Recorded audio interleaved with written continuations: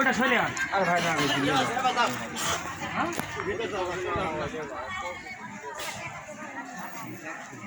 মামুদপুর ইউনিয়নে 6 ধারা কাঠের চাল বিতরণ হচ্ছে আজকে। সুন্দর ও সুষ্ঠুভাবে